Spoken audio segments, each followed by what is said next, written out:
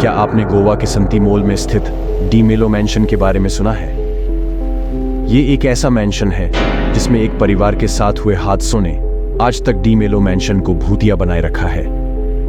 इसके पीछे छिपी कहानी को जानना हम सब के लिए जरूरी है, जो गहरी रिसर्च और डॉक्यूमेंट्री के जरिए खूनी स्टोरीज हिंदी आप सबके सामने प्रस्तुत करने जा रही है। अगर कहानी पसंद आए तो लाइक और सब्सक्राइब जरूर करें।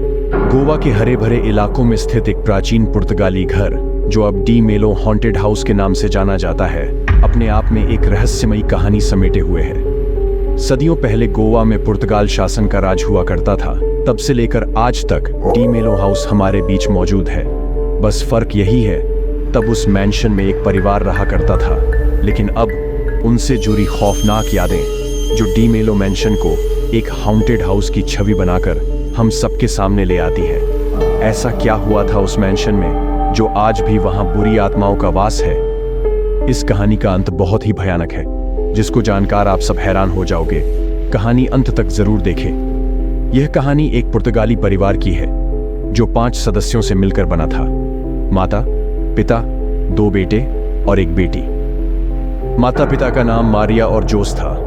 उनके 2 बेटे पीटर और एंथनी जवान और स्वाभाविक रूप से चंचल थे, जबकि उनकी बेटी क्लारा, जो महज 21 साल की थी, मानसिक रूप से थोड़ी कमजोर थी। माता पिता अपनी बेटी क्लारा का खास ख्याल रखते थे और उसका इलाज कराने में उन्होंने अपने जीवन की ज्यादातर पूंजी खर्च कर दी थी। दोनों भाई पीटर और एंथनी इस बात से बेहद नाराज थे और अपनी बहन से बहुत नफरत करते थे, इतना कि उनको मौका मिले तो अपनी बहन को ही रास्ते से हटा दें। उन्हें लगता था कि उनकी बहन के इलाज के कारण उनके माता पिता उन्हें पैसे नहीं देते, जिससे वे अपनी अय्याशी पूरी नहीं कर पाते थे। एक रात जब मारिया और जॉस चर्च गए हुए थे, क्लारा घर पर थी और उसको मानसिक द्वारा बार बार पड़ रहा था, जिससे वो बार बार चीख रही थी और इससे दोनों भाई परेशान हो गए थे। उस दिन एक जुर्म को अंजाम देने का एक अच्छा मौका था और उस दिन गुस्से से तंग आकर पीटर और एंथनी ने अपनी बहन को रास्ते से हटाने की ठान ली थी। क्लारा के कमरे में वो दोनों दाखिल होते हैं। पीटर क्लारा के दोनों हाथों को पीछे से दबोच लेता है और एंथनी उसका गला घोंटने लगता है, और देखते ही देखते महज 21 साल की कम उम्र में क्लारा दम तोड़ देती है। गुस्सा में उठाया कदम उन दोनों को अंदर से हिल देती है। उन्होंने जो कदम गुस्से में उठाया, अब उस गुनाह को छुपाने की बारी थी। उन्होंने क्लारा की लाश को उठाया और पीछे लॉन में ले गए। बरसात की करकती तूफानी रात में उन्होंने एक गड्ढा खोदा और क्लारा को और अपने संगीन जुर्म को उसमें दफना दिया। जब मारिया और जोस वापस आए तो उन्होंने क्लारा को हर जगह खोजा, लेकिन उसका कोई पता नहीं चला। 2 दिन बाद मारिया ने एक सपना देखा, जिसमें क्लारा ने आकर बताया कि माँ, मुझे मत खोजो, मैं अब इस दुनिया में नहीं हूं। मारिया और जोस को तुरंत समझ में आ गया कि हो ना हो उनके बेटों ने ही उनकी बेटी क्लारा की जान ली है। इस सदमे को सहन नहीं कर पाने के कारण एक अजीब बीमारी में मुब्तला होकर दोनों की जल्द ही मृत्यु हो गई। अय्याशी में धुत अब पीटर और एंथनी को कोई रोकने वाला नहीं था। वे डी मेलो मैंशन और तमाम संपत्ति के मालिक बन गए थे और बेहद खुश थे, लेकिन ये खुशी ज्यादा दिन तक कायम नहीं रही। जल्द ही उनके बीच संपत्ति के बंटवारे को लेकर झगड़ा होने लगा। पीटर चाहता था कि संपत्ति का बंटवारा हो जाए, लेकिन एंथनी इसके खिलाफ था। एक दिन पीटर का सब्र टूट गया और दोनों भाइयों में लड़ाई हो गई। इस लड़ाई में पीटर की लापरवाही और गुस्से के कारण एंथनी की सिर पर चोट लगने से उसकी मौत हो गई। पीटर के हाथों उसके भाई एंथनी का खून हो गया था। वो अब पूरे डी मेलो मैंशन में अकेला रह गया। चारों तरफ एक अजीब से सन्नाटा हो गया था, मानो एक तूफान आया और सब कुछ खत्म करके चल गया हो। कुछ ऐसा ही डी मेलो मैंशन में उस रात हुआ था। पीटर अपने भाई के लाश के पास कुछ देर बैठ रहा। उसको कुछ समझ नहीं आ रहा था, सिवाय अपने भाई एंथनी के लाश को ठिकाने लगाने के अलावा। उसने अपने भाई के लाश को घसीटते हुए उस ओर फिर से गया जहां क्लारा के लाश को उन दोनों ने दफन किया था। और ताज्जुब की बात यह भी थी, उस रात भी एक बरसात की रात थी। गड्ढा फिर से खोदा जाता है, लेकिन इस बार 2 कातिलों में से एक कातिल था जो मौत का शिकार हुआ था। खुदाई करते करते पीटर की नज़र बार बार अपने भाई एंथनी की लाश के चेहरे पर जाती है, जिसको देख वो घबराने लगता है, मानो उसका भाई एंथनी मरकर भी जिंदा हो। एंथनी की लाश की आंखें खौफ से फटी हुई थी और उसका मुर्दा चेहरा ऐसा लग रहा था मानो वो पीटर को ही देख रहा हो। पीटर ने अपने भाई एंथनी की लाश को भी दफना दिया और साथ ही दफन हुए उसके गुनाह। मगर कब तक? उस दिन के बाद पीटर को एंथनी की परछाई दिखना शुरू हो गई थी। सोते वक्त पीटर को लगने लगा कोई उसके कमरे में कुर्सी में अंधेरे में बैठा है, जिसकी परछाई और किसी की नहीं बल्कि एंथनी की थी, जो खौफनाक हंसी देते हुए कहता है, तूने मुझे जायदाद के लालच में मारा है। मेरा शरीर जमीन के अंदर सर गया है। मैं अंदर घुट रहा। मैं इस घर को और तुझे नहीं छोड़ूंगा। इंतजार कर अपनी मौत का। जिस तरह मैं तरप तरप के मरा हूँ, ठीक उसी तरह तुझे भी तरपा तरपा के मारूंगा।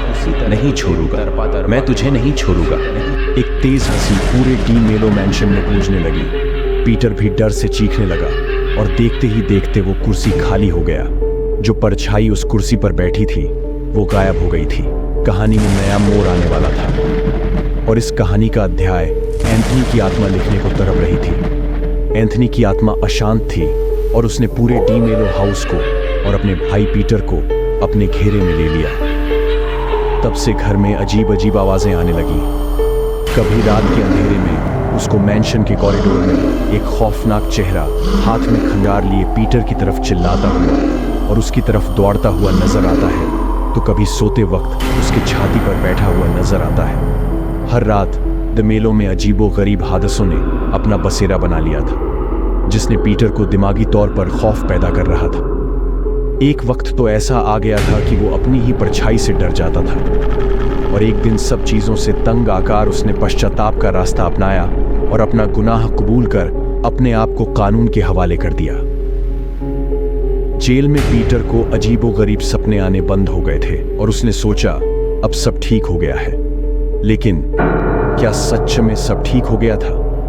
आइए जानते हैं। उसने कुछ महीने या फिर साल जेल के काल कोठरी में आराम से बिताए, लेकिन क्या गुनाह कबूल करने से पीटर अब सुरक्षित था?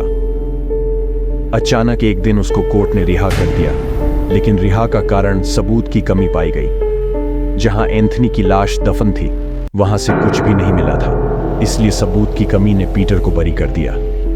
पीटर को लगा अब उसको एंथनी की आत्मा परेशान नहीं करेगी, क्योंकि उसने अपना गुनाह कबूल करके अपनी सजा तो काट ली है और वो डी मेलो वापस लौट आता है। लेकिन वो इस बात से अनजान था कि एंथनी की आत्मा उसकी मौत बनकर डी मेलो मैंशन में इंतजार कर रही होती है।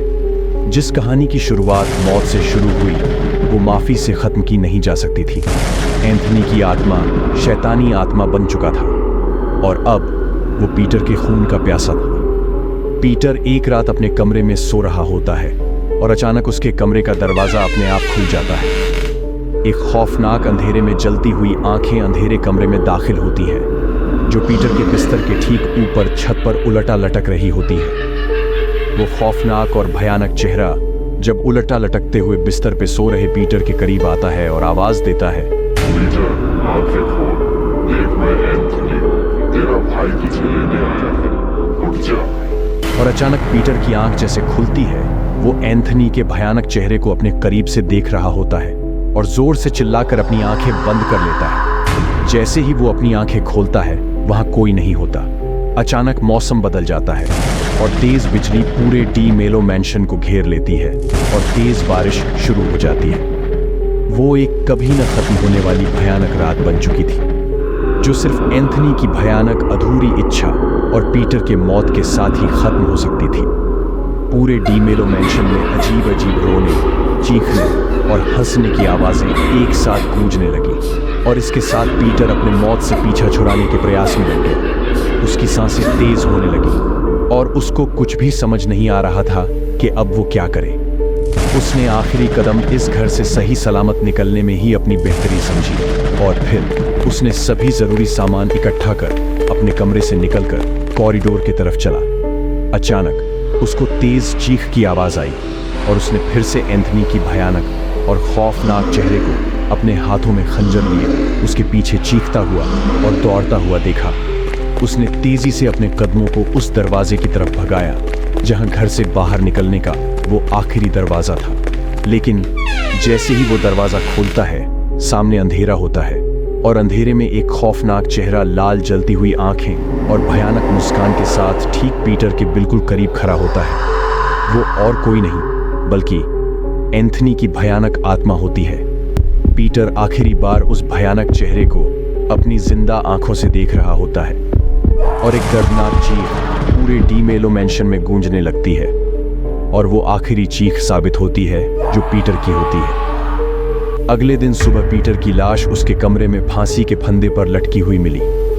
उसकी खौफ से फटी आंखें सब बयान कर रही थी कि उस रात बहुत बुरा हुआ था। डी मेलो मैंशन वीरान हो गया और लोगों ने बहुत बार यहां से चिल्लाने की और रोने की अजीबो-गरीब आवाज सुनने की रिपोर्ट की। इस कहानी के बाद डी मेलो हाउस भारत के हाउंटेड हाउस के नाम से प्रसिद्ध है और तब से लेकर आज तक इस घर में यह माना जाता है कि पीटर और एंथनी की आत्मा वहां मौजूद है। इसलिए डी मेलो हाउस गोवा का एक हॉन्टेड हाउस है जहां की दीवारें आज भी उस भयानक कहानी को बयां करती हैं। क्या आप भी डी मेलो हाउंटेड हाउस जाना चाहते हो जो आज भी गोवा में मौजूद है? जरूर जाओ, लेकिन इस कहानी को सुनने के बाद और लाइक और सब्सक्राइब करने के बाद। Thanks for watching.